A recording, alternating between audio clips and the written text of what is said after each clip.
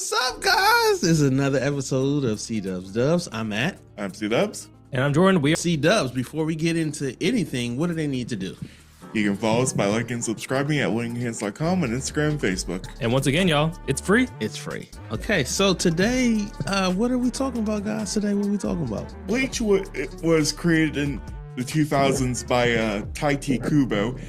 I believe he had a previous series that ended up, unfortunately, not reaching completion called Zombie Powder in Shonen Jump. Okay. And that series is actually available in the Shonen Jump app if you want to take a look at that series for curiosity's sake.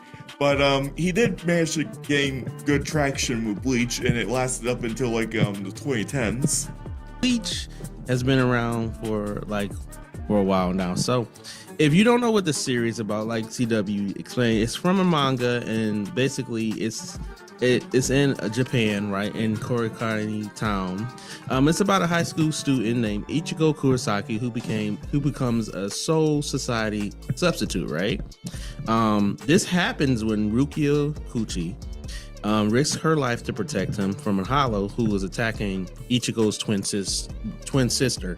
Younger twin sister, yeah. In order for her to save him, she has to literally lend her power to Ichigo because she's injured.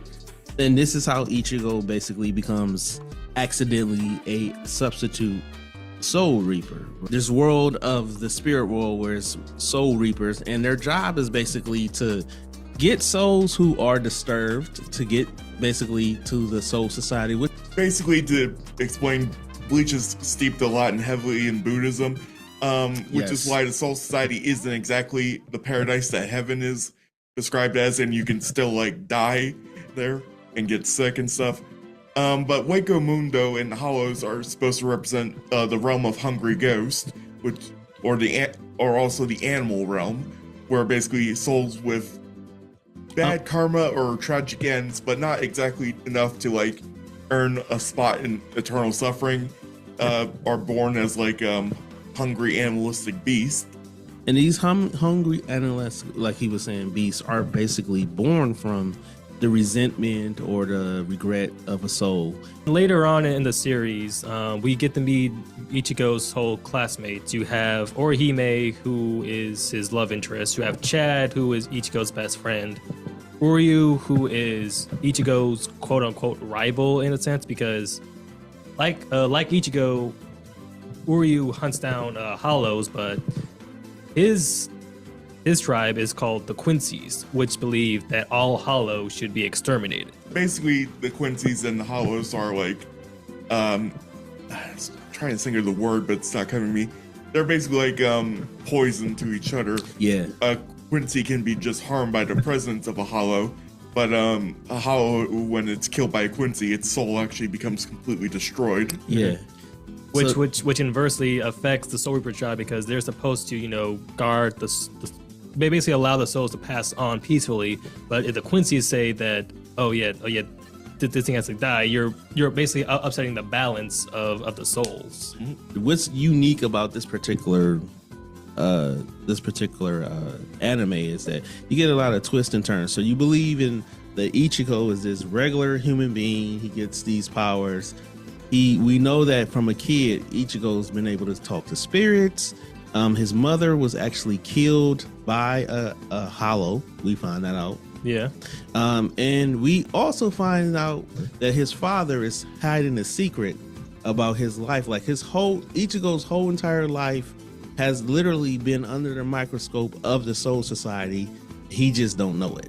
Unfortunately, when Rukia gave his powers to him, she committed taboo, because a Soul Reaper is not supposed to interact with the world of the living, and she is garnered to be sent back to Soul Society, where she will be executed for her crimes. But Ichigo is like, no, she saved my life, therefore I have to save her because something is going on.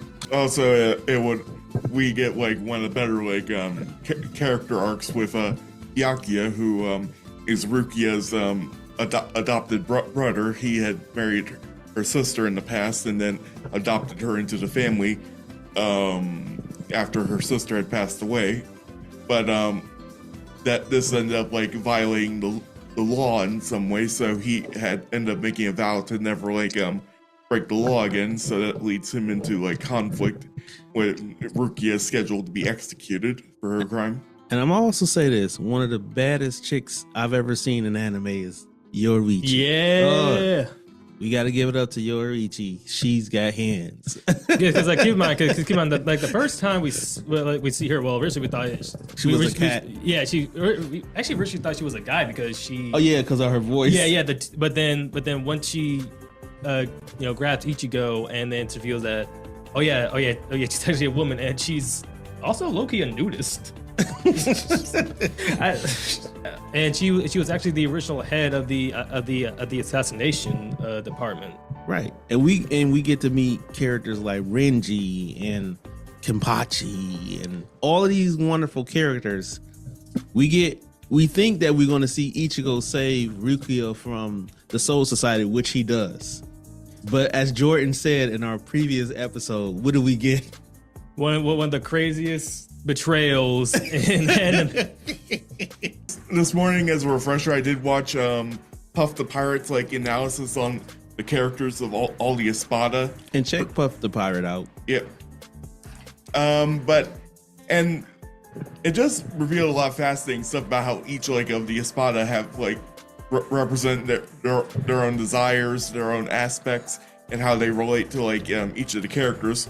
Like how Zomori is a control freak who questions the authority of the soul leaders, and that makes him a great match for Byakuya. You have Aranyero, who basically had the soul of Rukia's former superior Kaien, and that leads to her at first trying to sacrifice before realizing that she has to live in order to save. I would say if you never got a chance to watch Bleach, this is your opportunity. Watch it because there's a 1,000 Blood War that's out, so you'll get to see all of that. I would suggest if you are an anime freak, you're like me, you like to watch the anime, read the manga too. Yeah, because another fun fact, a lot of stuff from the manga was actually either censored or cut in the anime.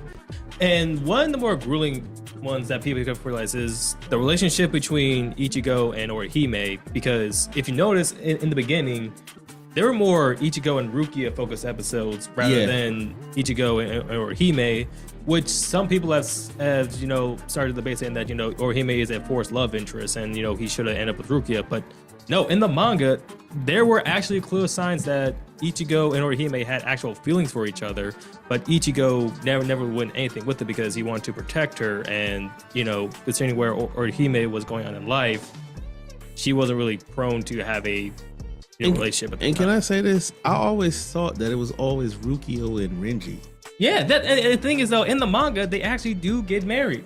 For real? Yeah. Rukia and Renji, they do get married, and they have a whole kid. They even have a light novel based that tells the story of their wedding, and also I believe that same light novel also revealed who actually survived the final battle. If they want to debate with us, they want to hear about anime news, they want to watch our shorts. Thank you for supporting the shorts and our episodes. Get those views up, people. Come on, help us out.